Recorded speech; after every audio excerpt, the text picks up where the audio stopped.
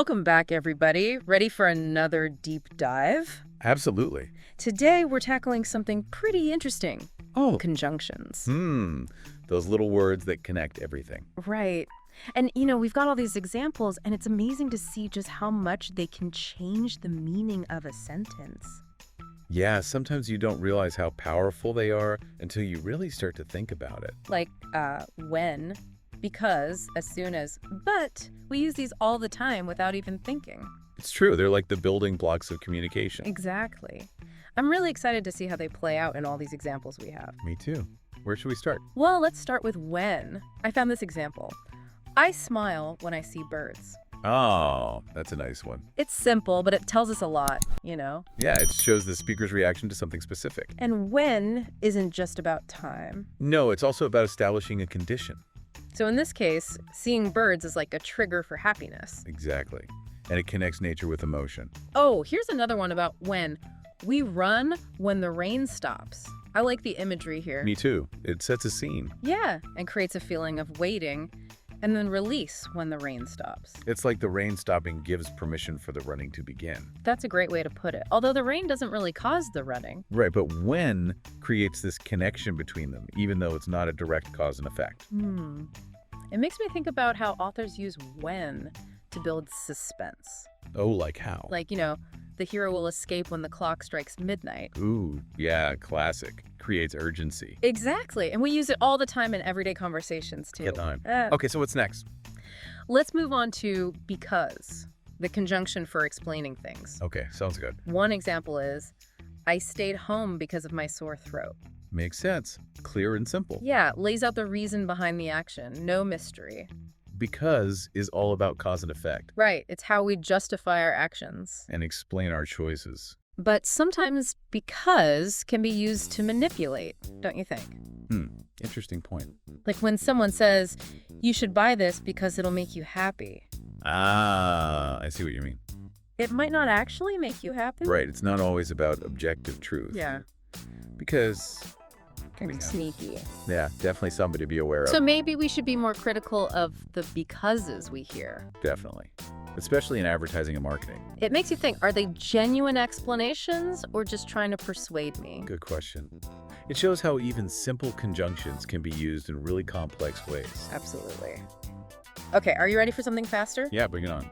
Let's talk about as soon as. This one creates a feeling of immediacy. Ooh, I like that word, immediacy. Like in this example, I will call you as soon as I arrive. No delay, straight to the point. Right, as soon as links to events directly. And emphasizes the quickness, no waiting around. Exactly.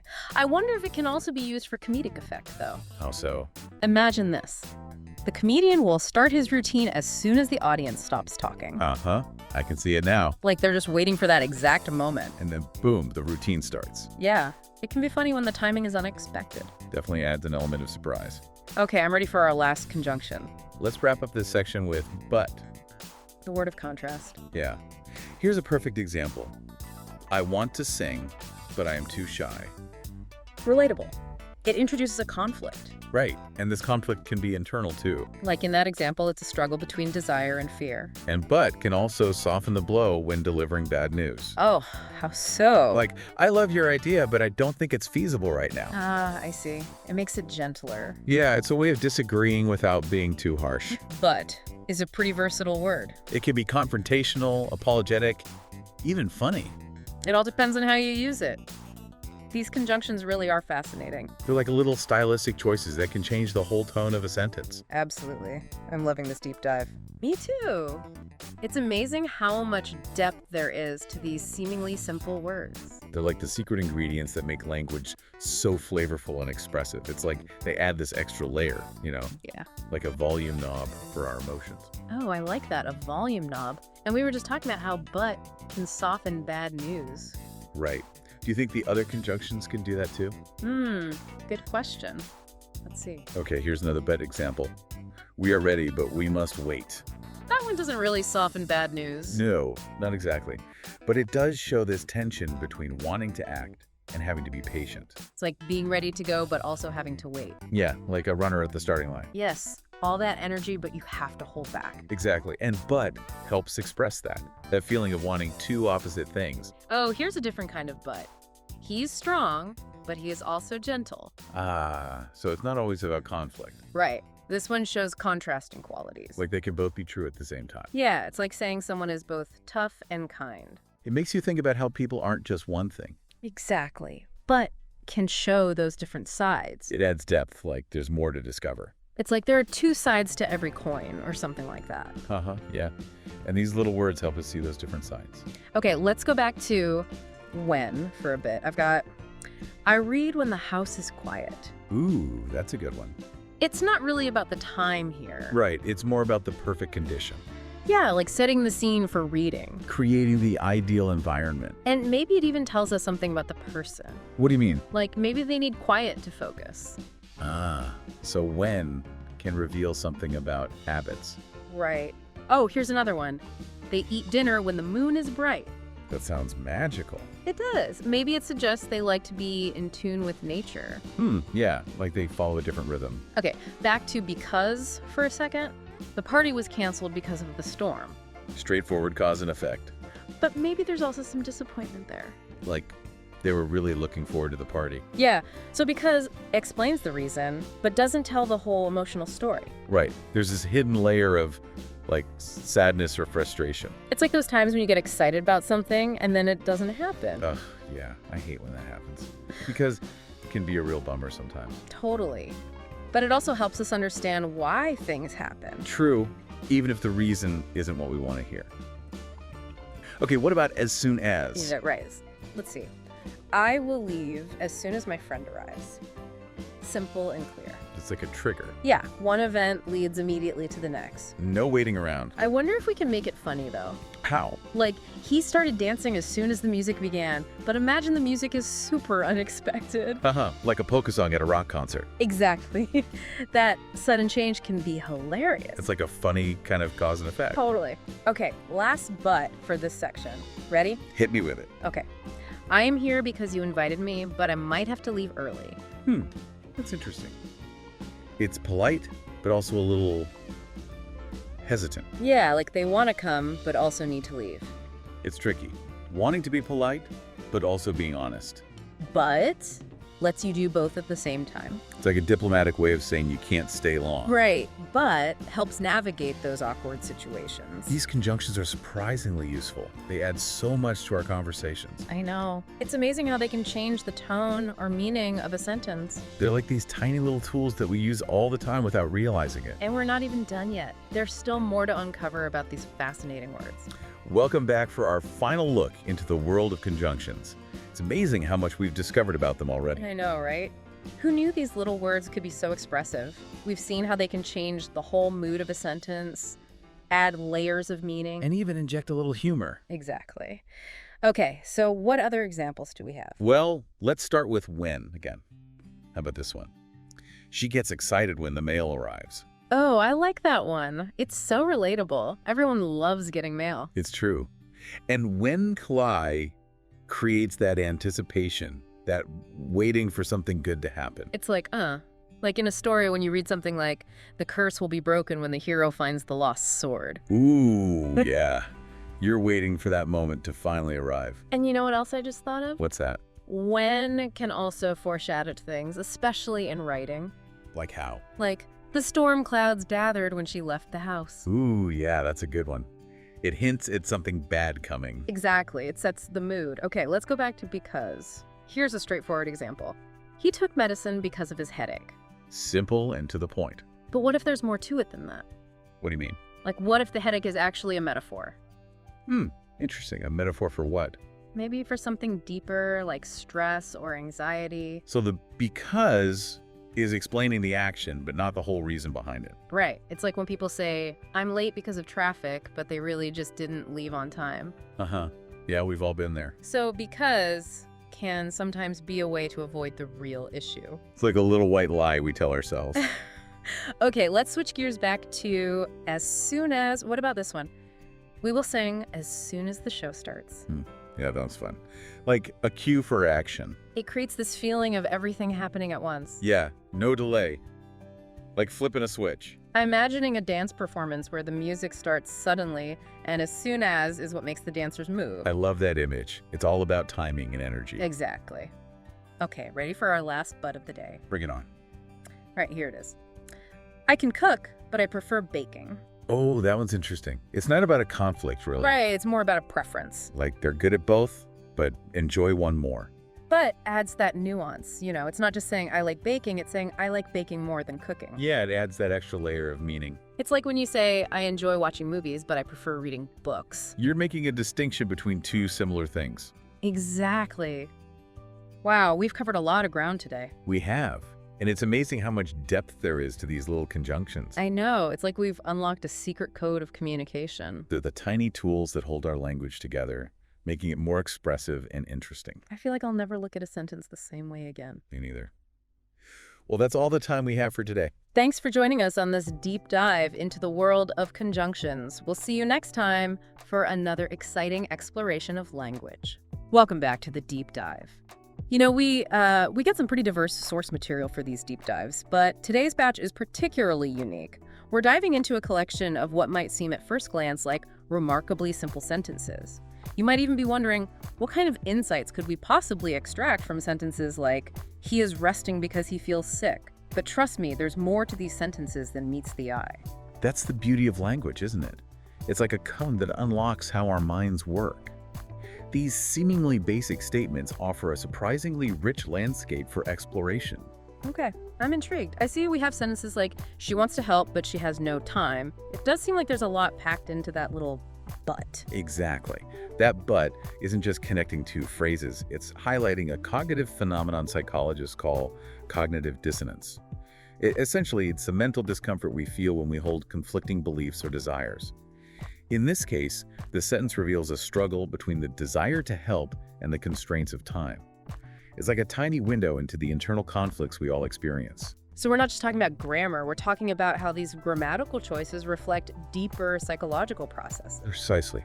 And by analyzing these sentences, we can start to see patterns in how we think, how we rationalize our decisions, and how we perceive the world around us.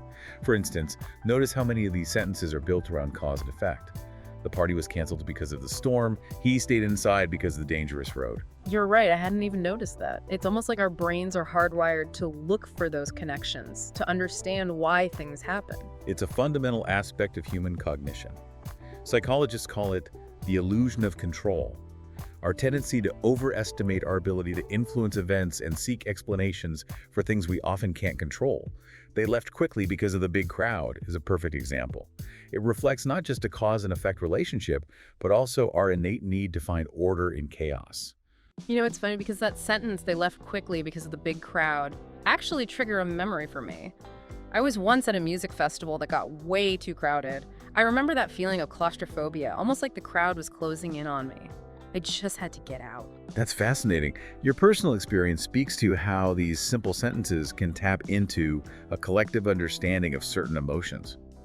It's almost like we're programmed to react to certain stimuli in similar ways. In your case, the sentence triggered a visceral memory of a shared human experience, the feeling of being overwhelmed in a crowd.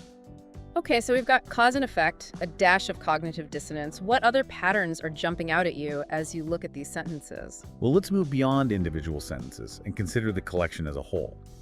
What's intriguing is how these sentences, despite their simplicity, reflect a complex interplay of individual desires and external pressures. For example, he is strong, but he is also gentle. Yeah, it's like that but is showing us that life is rarely black and white. There's always a tension between our inner selves and the roles we play in the world. Exactly.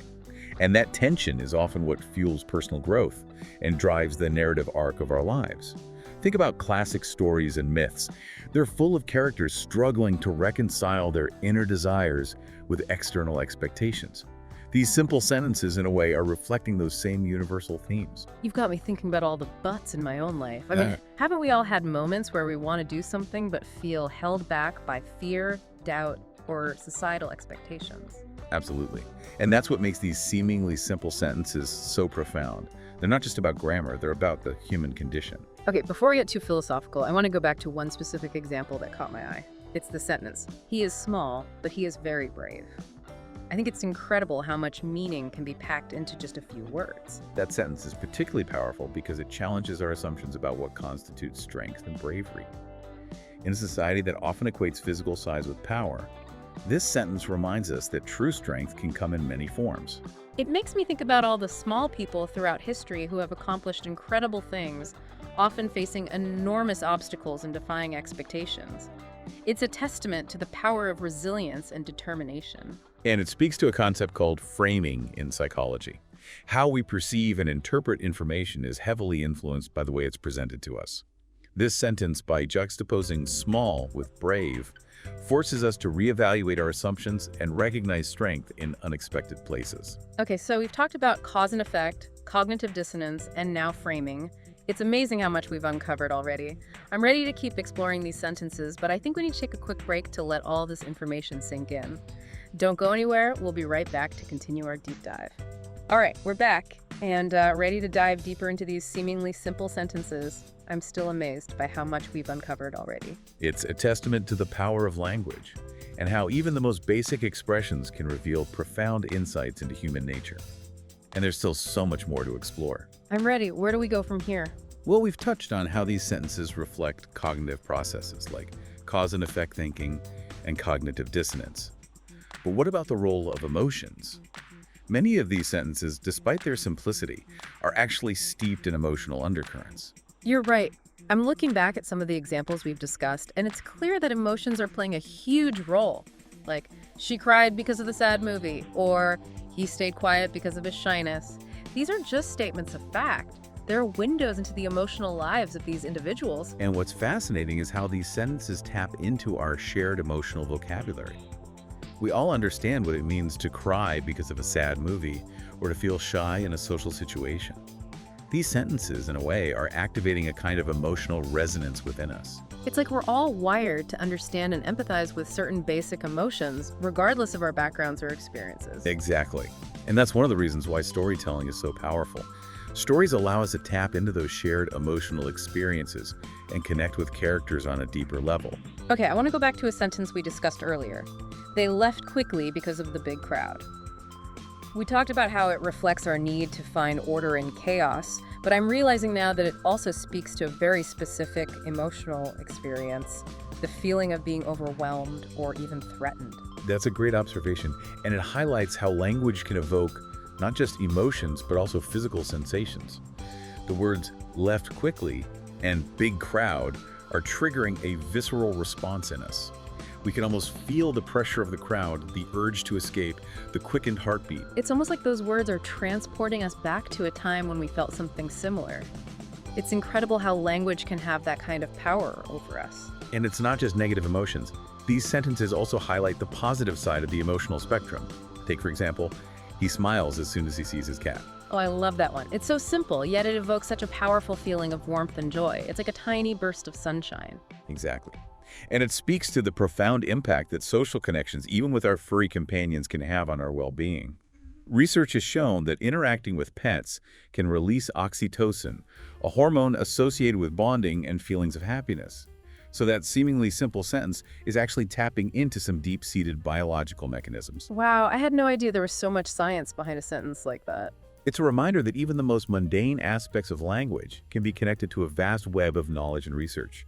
And that's what makes this deep dive so exciting. We're constantly uncovering new layers of meaning and insight. You know, as we're talking, I'm noticing another theme emerging in these sentences. The idea of resilience and adaptation. Sentences like, we're tired but we can still walk, or she needs help but she's afraid to ask. They're showing us how people cope with challenges and find ways to move forward. That's a really insightful observation, and it speaks to a fundamental aspect of human nature, our ability to adapt to changing circumstances and find strength in the face of adversity. It's like that but is becoming a symbol of our capacity to overcome obstacles. It's a reminder that we're not defined by our challenges, but by how we choose to respond to them. Exactly. And those choices, those moments of decision, are often reflected in the language we use.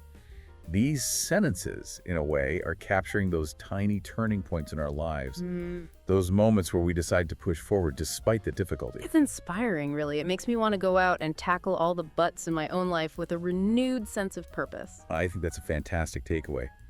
and it speaks to the transformative power of language.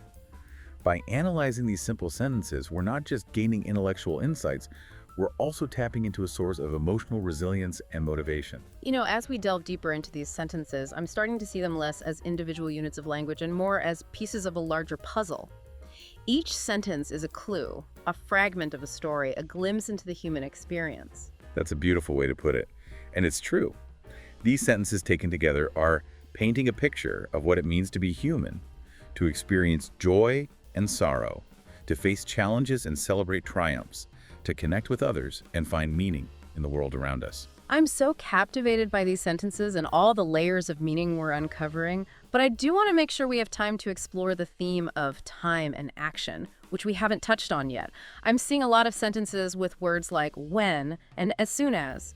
It seems like time plays a significant role in how these individuals perceive and interact with the world. You're absolutely right. That's a crucial aspect of this collection that we need to address. And it's a fascinating topic in itself. How we experience time, how we perceive its passage, how it shapes our decisions and actions. These are questions that have intrigued philosophers and scientists for centuries. I'm ready to dive into that. Okay, so we're back and ready to jump into this idea of time and action. It really does seem like it pops up quite a bit in these sentences. Yeah, and it's interesting, because time is such a universal experience, right? Yeah. But we all experience it so differently, and I think these sentences give us a really fascinating window into those different perceptions. It's true. Like you see phrases like when or as soon as, and it makes you realize how aware these individuals are of time and how much it influences their actions. Exactly. Take that sentence we saw before. Yeah. I will leave as soon as my friend arrives. It almost makes you think about how good humans are at planning, anticipating the future and then, coordinating our actions with others, which I guess is kind of part of being social. That's a good point. It also makes me think about patience. There's definitely a sense of delayed gratification built into that sentence, isn't there? Like the speaker is okay with waiting, putting off their own plans until something else happens. Oh, definitely. And that idea of delayed gratification is really important. It takes a lot of intelligence and self-control to resist doing what you want right away for a bigger reward later. That's something we actually see in a lot of successful people. It really does make you think about all the times in life when we have to wait for something. Waiting for a friend or a project to be finished, or even just waiting for a dream to come true. It seems like waiting is just a big part of life, It is, and it's interesting because sometimes those times when we're waiting can be the times when we learn the most about ourselves. Think about how excited you get when you're looking forward to something. Sometimes that feeling of anticipation is almost as good as the actual event. Yeah, it's true. Sometimes the waiting just makes the experience even better when it finally happens. Right. And then the other thing about these sentences is how they show time acting like a trigger. Like we will sing as soon as the show starts. It's like time is the cue that tells them what to do. That's so true. We do that all the time in our own lives, don't we? Like setting deadlines or planning our day around certain times. It's like time is this tool that we use to keep ourselves organized. It is. But then you also have to think about those internal clocks. We all have those biological rhythms that tell us when we need to sleep or when we're hungry. So time isn't just something outside of us. Yeah. It's a part of who we are. Speaking of time, it's funny because I keep thinking about that sentence. He smiles as soon as he sees his cat. It just feels so immediate and pure. Like time just stops for a second when that connection happens. I know. And it's like those moments of pure joy, they just take us out of time completely, don't they? All of a sudden, the past and the future don't matter anymore. It's a good reminder that we can all create those kinds of moments in our own lives. We can find those things that make us forget about time and just feel happy. Exactly. And sometimes the things that make us feel that way are really simple. Well, I have to say, this whole deep dive has been really fascinating. We started with these simple sentences, and look at how much we've uncovered about the human mind and emotions, and even about time. It really shows you how much power there is in language. It does. And I think we've only just scratched the surface. Language is so deep and complex, there's always something new to learn and understand. So as we wrap up this deep dive, I want to ask our listeners something. What are some simple sentences from your own lives that reveal something important about you, your desires, your motivations, and what other hidden meanings can you find in the language you hear every day? Keep exploring, keep asking questions, and keep diving deep. There's so much to discover in the world of language. And until next time, happy exploring.